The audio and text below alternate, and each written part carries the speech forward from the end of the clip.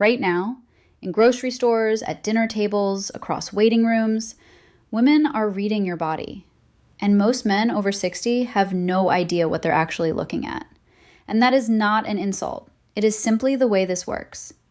Women have spent decades developing a sensitivity to physical signals that most men were never taught to think about. Not because men are less perceptive, but because the signals women read are not the ones men assume they are reading. Most men over 60 believe that physical attraction is primarily about appearance, youth, fitness, the things that time works against. And so they either dismiss the idea that they are being evaluated at all, or they focus their energy on the wrong things entirely. What women actually notice operates on a completely different level. It is not about what you look like. It is about what your body communicates in the first few seconds before a word passes between you, before she has formed a conscious opinion about you at all. There are 7 specific signals, and one of them, the last one, is so consistently overlooked that most men not only miss it, they actively underestimate how much it matters. By the end of this video, you will see all 7 clearly. Before she processes your face, your clothes, or your voice, her nervous system has already made a judgment. And it is based on something most men never think about: the amount of space you allow yourself to occupy. This is not about standing with your feet wide apart or taking up more room than necessary. It is something quieter and more specific than that.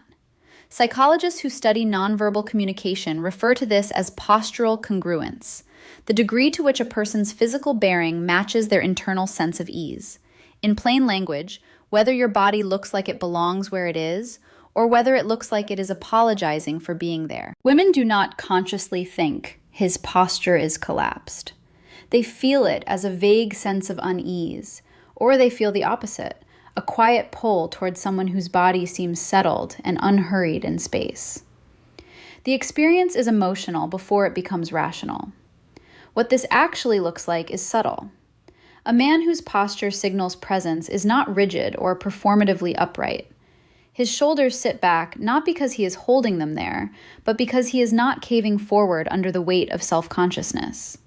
His chin is level, not tucked. He does not compress himself when he enters a room. He simply arrives, and his body reflects that arrival without announcement. The collapsed version looks different in ways that are immediately readable, even if they are hard to articulate.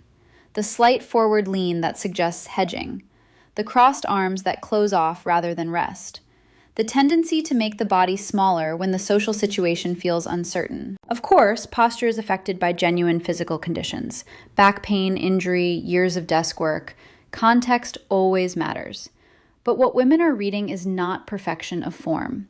They are reading the relationship between a man and his own body, whether he inhabits it or merely carries it around. The most common mistake men make here is not the posture itself. It is the attempt to fix it through performance. The sudden correction when he notices someone watching. Women read that correction instantly. It reads as performance rather than presence, and it creates the opposite of the impression intended. Posture tells her where you are internally. But there is a second signal, one that happens the moment you start to move, that tells her something entirely different and far more specific. There is a version of slow that reads as tired, and there is a version of slow that reads as powerful. Women know the difference immediately, even if they could not explain how. What separates those two versions is not pace alone.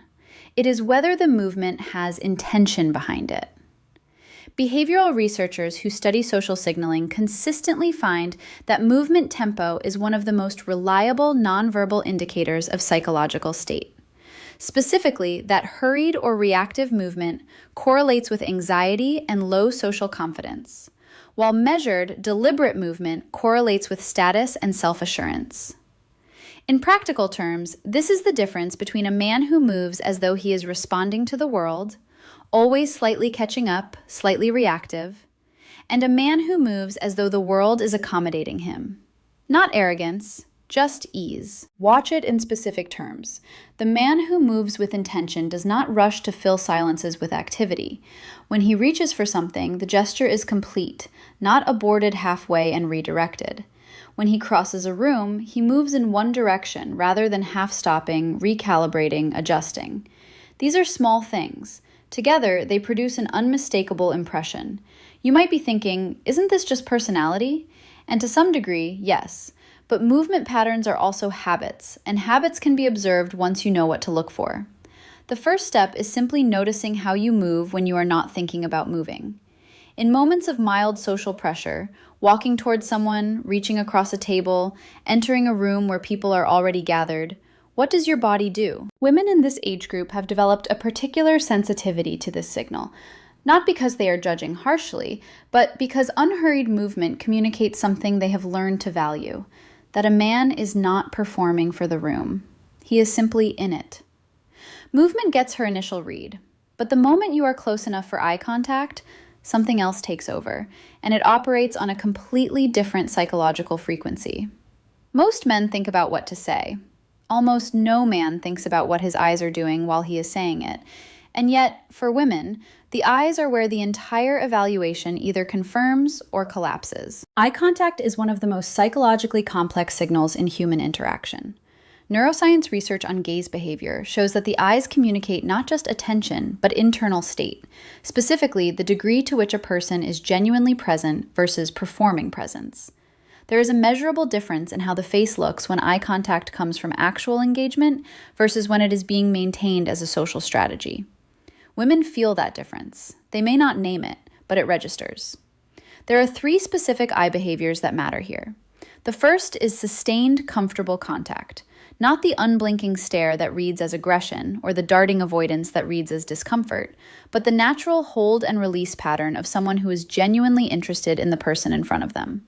It has a quality of receptiveness rather than assessment. The second is what happens at the outer corners of the eyes when a man is actually present in a conversation. The small creasing that appears there, involuntarily, when engagement is real rather than performed. You cannot manufacture this, which is exactly why she notices it. The third and most important is the direction of the seeking. Eyes that are looking at someone communicate genuine interest. Eyes that are looking for approval communicate need.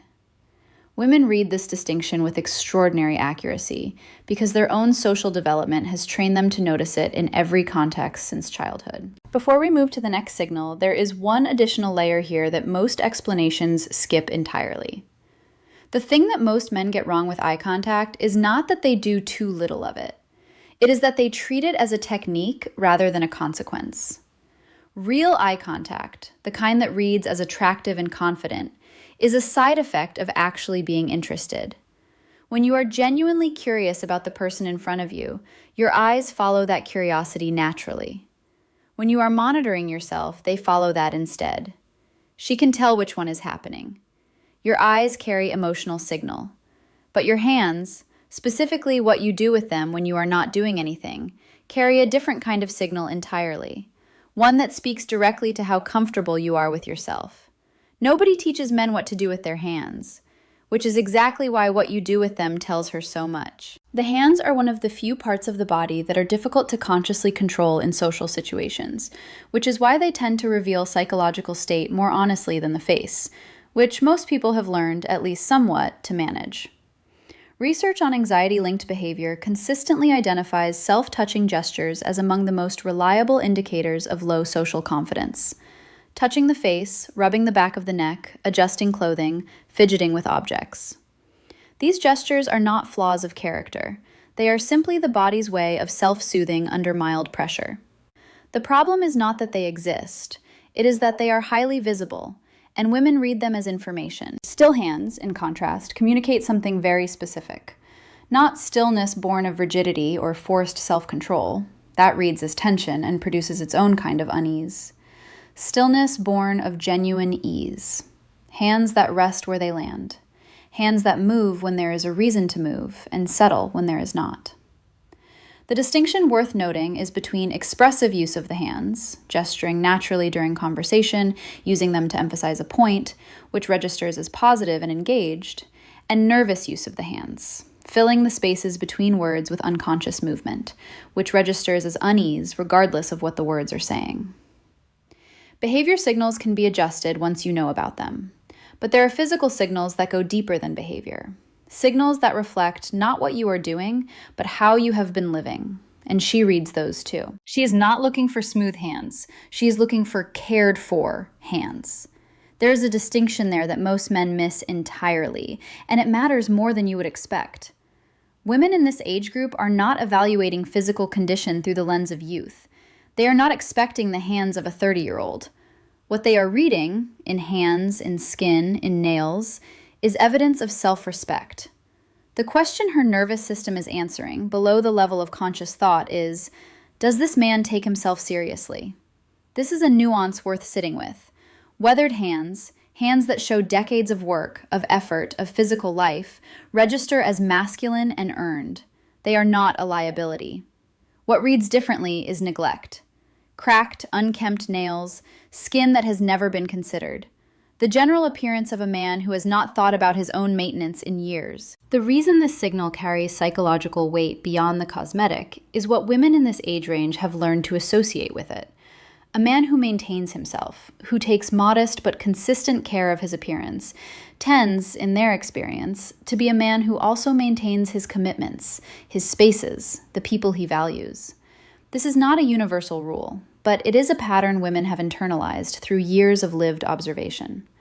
You might be thinking, isn't this about vanity? And the honest answer is no. Vanity is excessive preoccupation with appearance in the service of ego.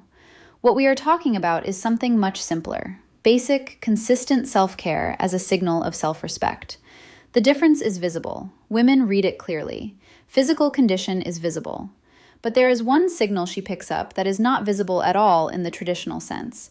It is almost entirely ambient, and it might be the most powerful one on this list. There is a signal she receives about you that she cannot see, cannot hear, and most of the time cannot even consciously name, and yet it shapes her entire impression of the interaction. Scent is the only sense that bypasses the rational processing centers of the brain entirely, and delivers its signal directly to the limbic system, the part of the brain responsible for emotion, memory, and instinctive response. Every other sense is filtered through cognition before it produces a feeling. Scent produces the feeling first. The thought comes after, if it comes at all. This is why scent is so disproportionately powerful as an attraction signal, and why women are often more attuned to it than they realize until they try to explain why a particular interaction felt good or off-putting, and cannot point to anything visible. There are 3 layers to what she is registering. The first is hygiene, the baseline.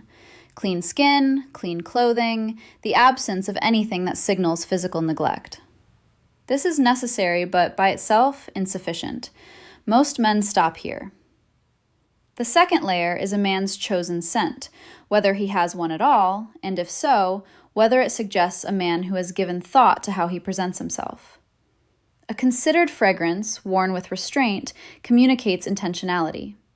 It signals that a man has an inner life, preferences, standards, a relationship with himself that extends beyond the functional. The third layer is the one almost no one discusses. The registered absence of considered scent reads as strongly as its presence. Women in the 40 to 65 range, who are often navigating their own renewed relationship with attraction and connection, tend to be more attuned to this signal, not less. They have lived long enough to know that the small, careful details of a person reveal more than the large, obvious ones. Remember what I told you at the start? That there was one signal most men not only miss, but actively underestimate? We are at it now. Everything we have covered so far, posture, movement, eyes, hands, condition, scent, these are the signals most men, if they think about it, can at least imagine working on. The last one is different. It is the signal she registers that most men do not even believe is real. You can correct your posture. You can slow your movement. You can maintain eye contact and upgrade your scent. But the signal that women in this age group respond to most powerfully, the one almost no one talks about, you cannot fake. And the moment she senses you are trying to, it disappears. What women register in the final and most overlooked category is something that researchers in social psychology sometimes call emotional congruence. the alignment between a man's internal state and his external presence. In plain terms, the degree to which a man is actually there versus performing being there. Women have developed this sensitivity over decades of reading social environments. For reasons rooted in both biology and lived experience, women have spent much of their lives tracking the emotional weather of rooms, relationships, and interactions. They have become, by necessity, highly attuned to the gap between what a person projects and what they actually are. What registers as powerfully attractive in a man over 60, and this is specific to this age group in a way that matters, is the absence of performance. Not confidence as an act, not charm as a strategy, but a man who is genuinely settled in himself, genuinely curious about the world around him, and genuinely uninterested in managing the impression he is making because he no longer needs to. This quality cannot be manufactured, which is what makes it so striking when it is present. A man trying to project ease reads as effortful. The trying is visible. Women feel it as a particular kind of tension, like something held just slightly too tightly. The man who carries this quality effortlessly tends to share certain characteristics. He is interested in things outside himself. He listens without preparing his response. He does not need a conversation to go a particular way. He does not become either deflated or inflated depending on how he is received. He occupies his own interior life, and that life is full enough that his sense of himself does not depend on what the interaction produces. This is the thing about men in this age group that women find compelling in a way that has nothing to do with youth or conventional attractiveness. A man who has actually arrived at himself, who is not still auditioning, not still trying to establish what he is worth, carries a quality that is immediately palpable and almost impossible to describe in purely physical terms. And here is what most men get wrong. They think this quality is something to project outward. It is not. It is something that happens internally and then radiates. The direction is always inside out. You cannot lead with the radiation and hope the interior catches up. It does not work that way, and she knows it. 7 signals. 7 things that are being registered about you in the earliest moments of any interaction, often before a word has passed between you. What they add up to is not a checklist of corrections. It is a single, unified question that women in this age group are asking, not consciously, but instinctively. Is this a man who is fully inhabiting his own life? Does he take up his space, move through the world with ease, bring genuine presence to the people around him, care for himself with quiet consistency, and walk into a room as himself, rather than as a performance of himself? The men who answer that question most powerfully are rarely the ones working hardest at it. You now know what she is actually reading, not the surface details most men focus on, the deeper signals, the ones that reflect how you actually live, how settled you actually are, how genuinely you are showing up to your own life. You do not need to overhaul anything tonight. Start simply by noticing the way you carry yourself when no one is watching, what your hands do in a quiet moment, whether the man you are when you are alone is recognizable in the man who enters a room. That congruence, when it is real, is what she feels, and it is what she remembers long after everything else fades. Which of these 7 signals surprised you most, and which one do you think you are already doing well? Tell me in the comments. I genuinely read them. If this kind of insight is useful to you, subscribing means you will not miss what is coming next on this channel. We go deeper than the surface on every topic, and we do it without noise. In the next video, I'm going to cover something that might surprise you even more than today: the specific qualities in a man's voice that women in this age group say create immediate, involuntary trust. Not what you say, how it sounds when you say it. That one is coming soon, and it connects directly to everything we talked about today.